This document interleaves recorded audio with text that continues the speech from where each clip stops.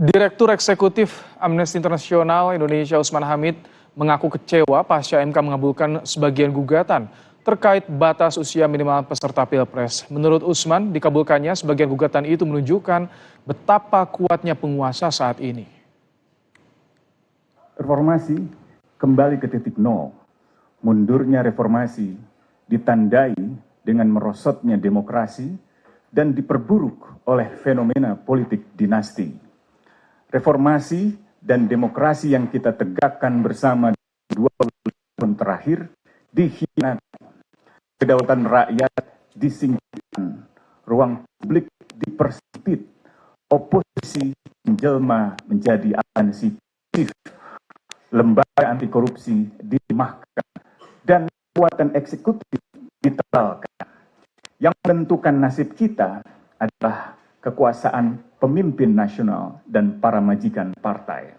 Presiden pun terus bermanuver untuk menentukan proses pemilu 2024 dengan menggandeng kubu politik yang menjamin masa depan sendiri dan dinasti keluarganya. Membahas soal putusan Mahkamah Konstitusi yang menolak gugatan usia Capres-Cawapres tapi mengabulkan soal syarat pernah jadi kepala daerah, kami sudah bersama dengan Ketua DPP PSI Syahril Anila Tanzil, ada juga politisi PDI Perjuangan Arya Bima dan Ray Rangkuti, Direktur Eksekutif Lingkar Madani. Selamat sore Mas Bimo, Mbak Syahril, Bang Ray. Selamat sore semuanya. Sore. Halo semuanya. Ray. Baik. Mas Arya, halo apa kabar? Mas Bimo, MK sudah memutus. Bagaimana reaksi PDIP saat ini, Mas Bimo? Dari PDI Perjuangan saya belum mendapatkan hal yang resmi terkait putusannya. Ya, memang MK memang menurut PDI Perjuangan ya berhak tetap menyatakan apakah undang-undang itu bertentangan dengan konstitusi atau tidak. Itu yang saat ini dipersoalkan, masih seperti yang kemarin bahwa ketika MK mengambil materi muatan baru yang tidak tercantum dalam materi pokok undang-undang yang sedang diuji, yakni ketentuan baru yang pernah atau sedang menjawab atau menjadi kepala daerah, saat ini PDI Perjuangan melihat bahwa Mahkamah telah melampaui kewenangan atau bukan kewenangan dari Mahkamah Konstitusi. Jadi apa yang diputuskan Mahkamah Konstitusi masih belum bersifat final ya.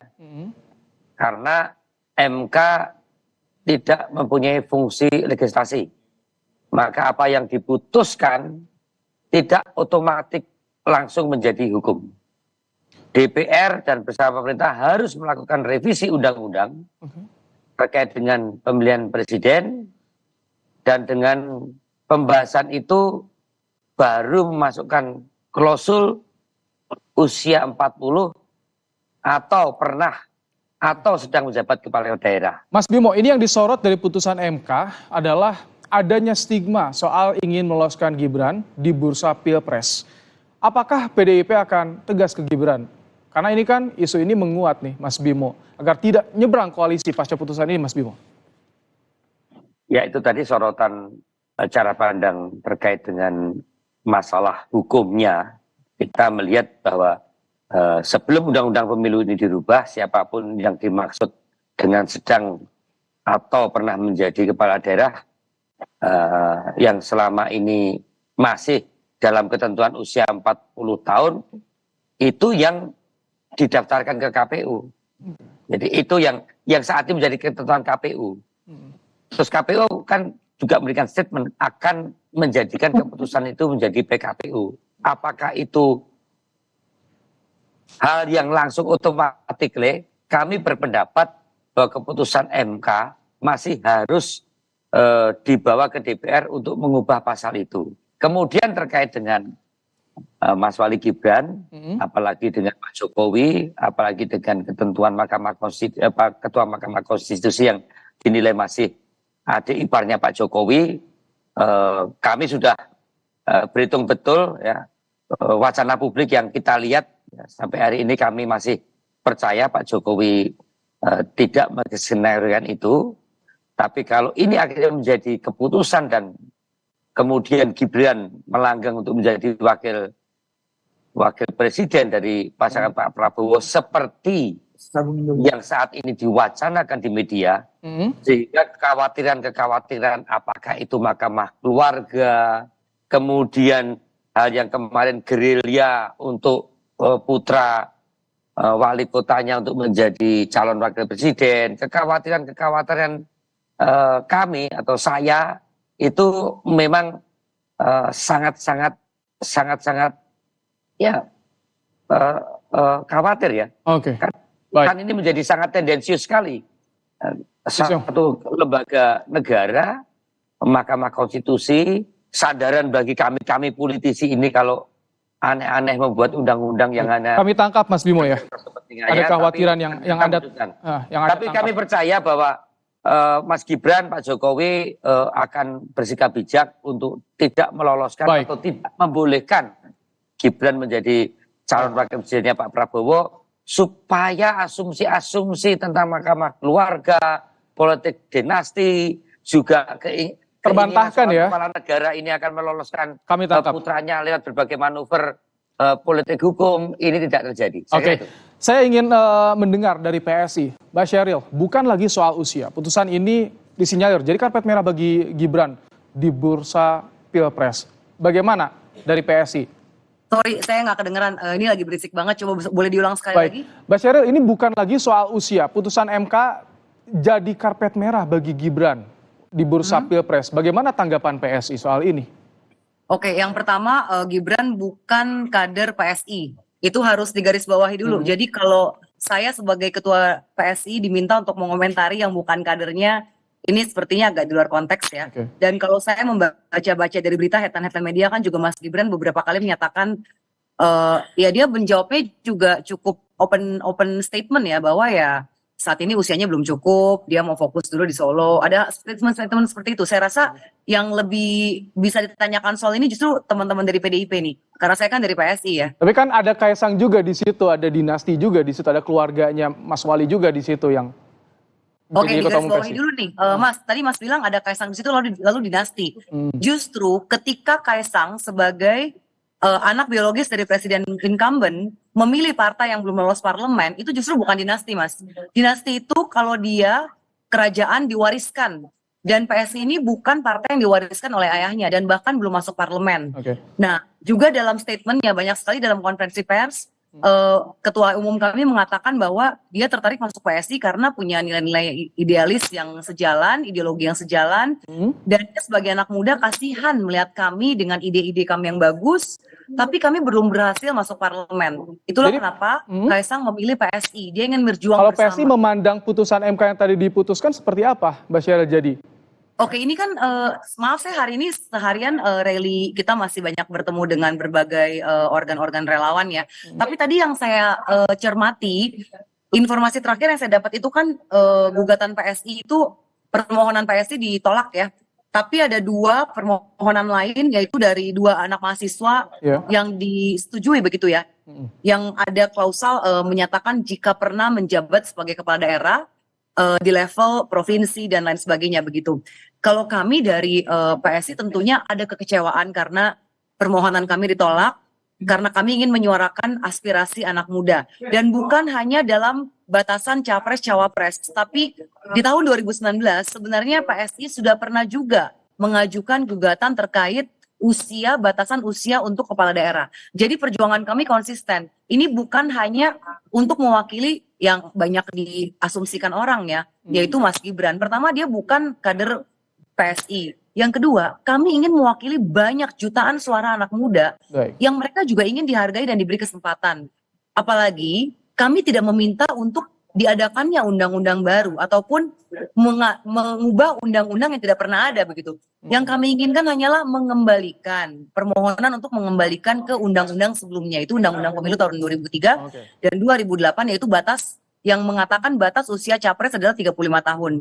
Nah, ketika diganti di tahun 2017 menjadi harus 40 tahun dan alasannya adalah di bawah 40 tahun masih labil, ini kan sepertinya Mas Anchor-nya juga masih di bawah 40 tahun ya. Apakah diterima begitu dengan alasan 40 tahun dianggap labil? Saya rasa ini cukup membuat anak-anak muda ingin berjuang lah untuk mereka diakui Baik, juga. jadi memang soal usia itu yang dikedepankan oleh PSI ya, Mbak Sheryl. Soal usia itu yang dikedepankan oleh PSI ya. Maaf, saya tidak terdengar bagaimana? Soal usia yang dikedepankan oleh PSI tadi, kesempatan bagi anak muda itu, Mbak Sheryl ya. Kami mewakili bukan hanya 1-2 orang, tapi kami mewakili aspirasi banyak orang, banyak anak-anak muda. Dalam survei saja kan pemilih itu hampir 60% yang merupakan kaum milenial, Gen Z yang di bawah usia 40 tahun. Tentunya keterwakilan mereka untuk dipercaya bisa duduk juga di kancah capres dan cawapres, ini penting untuk mereka. Baik. Jadi kami bukan hanya memperjuangkan untuk seorang Gibran ya, kalau itu kan asumsi publik silakan saja. Tapi yang kami perjuangkan sesuai konsisten dengan kami memang partai anak muda, partai orang yang berjiwa muda, dan kami juga pernah memperjuangkan untuk kepala daerah, bukan hanya capres cawapres. Di ruang ini kan bisa dijelaskan kepada publik bagaimana stigma yang berkembang di publik dan Anda bisa menjabarkannya. Saya ingin ke Bang Ray. Bang Ray, soal putusan Mahkamah Konstitusi, ini banyak yang mengkritisi nih, Bang Ray. Kalau Anda berpandangan seperti apa? Enggak lagi perlu kita kritisi, kalau udah ketok palu itu ya selesai. Maka kan dari kemarin-kemarin kita keras mengkritisinya kan. Jadi kalau udah ketuk palu itu ya nggak ada lagi. Mau diapain lagi, memang udah begitu ketentuannya sudah. Gitu. Nah artinya ya 40 tahun ditolak, tetapi punya pengalaman di jabatan politik yang elektif itu dimungkinkan untuk terlibat dalam proses pencapresan maupun cawapres. Ini bisa langsung berlaku atau harus nunggu apa, Bang Ray? Kalau dalam putusan itu langsung berlaku, kan mereka menyebut saat 2024 ini harus berlaku. Ya langsung berlaku. Jadi ya kalau kita mau berdebat ini lagi kan ada gunanya juga, karena udah diputuskan. Ini tadi yang ditanyakan oleh Mas Bimo juga ada celah ya Mas Bimo untuk tidak langsung berlaku, tapi tadi kata Bang Ray langsung berlaku kan bukan 2024 Mas Bimo. Itu artinya sekarang tinggal dua tuh. Pertama adalah Gibrannya sendiri. Karena banyak diasumsikan Gibran akan didorong sebagai calon wakil presiden dari Pak Prabowo. Apakah beliau mau menerima tawaran itu atau tidak? Tergantung Gibrannya. Sekarang ini gitu ya. Apakah ia merasa pantas, merasa etis, merasa strategis, 3 hal itu ya. Untuk menerima tawaran itu gitu. Etis artinya karena dia masih anggota partai politik, dalam hal ini PDI Perjuangan kan. Gitu loh kira-kira. Mas Bimo. Yang kedua bapaknya masih jadi presiden. Baik. Pasti orang akan mengait-ngaitkan antara anak bapaknya sebagai presiden dan dirinya gitu ya. Pantas itu artinya dari soal kapasitas itu. Ini kan orang baru menjabat 3 tahun sebagai wali kota. Wali kota loh ya, bukan gubernur gitu. 3 tahun pula, sebelumnya kita nggak kenal dia sebagai orang yang mau terjun langsung dalam dunia politik gitu. Tiba-tiba melompat, lompatannya 2 kali tuh. Wali kota langsung ke presiden. Jadi ada gubernur di situ tuh yang nggak pernah dialami oleh beliau. Baik. Itu soal pantas. Nah soal strategis, ini perlu nih, karena saya tidak tahu nanti Bung Bima yang bisa menjelaskannya. Saya kira PDI akan memiliki format politik baru. Salah satunya tadi dijelaskan oleh Bung Bima, kalau kita tangkap itu adalah belum tentu nanti PKPU-nya bisa lolos di DPR. Khususnya di Komisi 2 gitu kira-kira tuh kan. Kalau PKPU-nya nggak lolos di Komisi 2, itu artinya sulit dilaksanakan aturan ini pada pemilu Pilpres 2024. Dan potensi menolaknya itu kuat. Karena kalau kita baca komposisi anggota DPR, kalau ada blok baru, yang blok baru itu nanti dipimpin oleh PDI Perjuangan, saya nggak tahu nih. Itu artinya dalam bacaan saya ada 314 kursi. Artinya mencapai 55-60%. Itu dibandingkan dengan KIM ya, KIM, karena KIM yang berencana untuk mengajukan Gibran secara hitung-hitungan di parlemennya itu gimana tuh, Bang Roy? Itu dia, kan sekarang itu kalau katakanlah ada blok politik baru, artinya ada 5 partai politik yang berseberangan dengan Pak Jokowi sekarang itu. Kalau jadi loh ya, kalau ada. PDI, Nasdem, PKS, P3, dan terakhir adalah PKB. Itu total kursinya di DPR 314 kursi. Baik. Nah, pendukungnya sekarang adalah Golkar, ya kan, Demokrat, kemudian Saya langsung ke Mas Bima ya. Bang Rey, kita tanya di PDIP bagaimana soal tadi kans di PKPU-nya, di DPR seperti apa Mas Bima kalau PDIP? Justru ini tadi yang saya pertanyakan ke Bang Ray. Kalau dari sikap PDI Perjuangan jelas sekali bahwa hal yang terkait dengan keputusan ini adalah masih ada satu proses di mana KPU dan Bawaslu kan sebagai penyelenggara pemilu itu tidak bisa melakukan. Mas Bima, ya. KPU sudah menyatakan mereka tidak memerlukan konsultasi dengan DPR terkait dengan putusan MK. Justru itu Mas, justru itu Bang Ray. Justru kan berarti ada dua persepsi. Yang satu KPU merasa bahwa terkait dengan KPU, terkait dengan hal yang menyangkut perubahan undang-undang pemilu, cara pandang PDI Perjuangan masih melihat bahwa itu harus kemudian karena menyangkut undang-undang, karena undang-undang melalui DPR. Ke DPR itu dirubah. Kalau KPU saat ini menyatakan bahwa termasuk Mahkamah Konstitusi itu otomatis akan mengubah pasal tambahan usia 40 menjadi yang pernah berpengalaman. Okay. Nah, disitulah kemudian nanti PKPU yang berkaitan dengan perubahan Mahkamah Konstitusi pasti dengan materi muatan yang pernah tadi harus melalui revisi Undang-Undang Pemilu yang merupakan payung dari KPU di dalam membuat PKPU. Nah, saya belum berpikir saya khawatir begini nanti redaksinya, undang-undang Mas Ray, undang-undangnya belum dirubah, PKPU-nya sudah kira-kira terjadi ketumpang tindian nggak? Hal yang menyangkut aturan saya ini. khawatir nanti redaksinya begini dibuat oleh DPR tuh. Khawatir saya nggak tahu. Jadi, itu yang ditunggu ya berarti ya, yang ditunggu bagaimana formulasinya, apakah segera diberlakukan atau tidak. Tapi saya ingin ke PSI dulu nih. Dari PSI, sudah ada keputusan Mahkamah Konstitusi soal syarat Capres-Cawapres.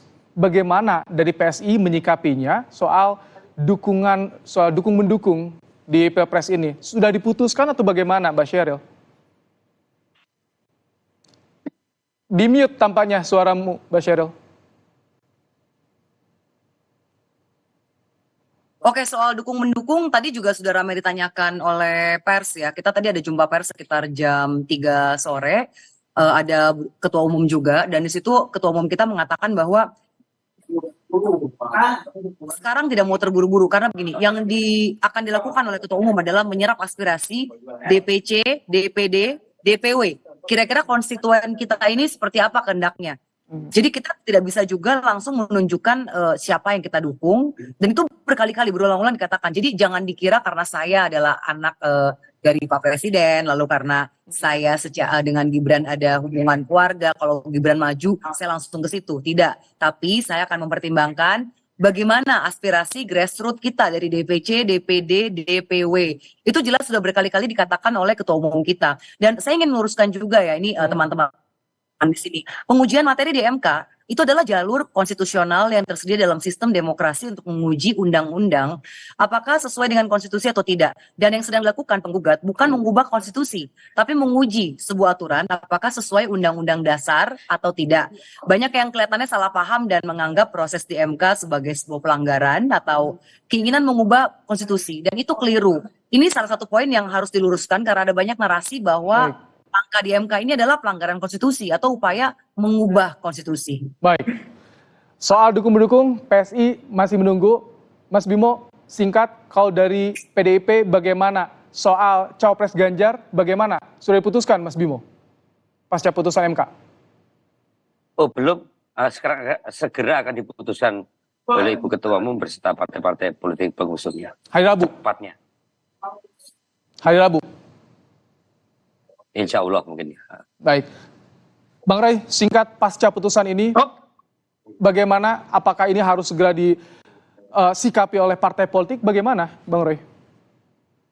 Iya, saya berharap PSI yang maju ke depan untuk menyatakan bahwa putusan ini potensial akan menguntungkan para pemilik dinasti, begitulah kira-kira. Sebagai partai yang mengharusutamakan pemberantasan korupsi, salah satu pangkal dari korupsi di Indonesia itu karena maraknya dinasti politik. Baik. Nah, tinggal kita tunggu PSI apakah akan berani tampil ke depan untuk menyatakan menolak segala bentuk dinasti politik dalam bentuk apapun di Republik ini, karena dinasti pada faktanya saat ini Baik. hanya menyuburkan tindak pidana korupsi. Baik. Kita tunggu kiprahnya PSI. Terima kasih Mbak Reng Rakuti, Mbak Sheryl Tanzil, dan juga Mas Arya Bima. Terima kasih telah menyampaikan pandangannya dalam program Kompas Petang sore hari ini.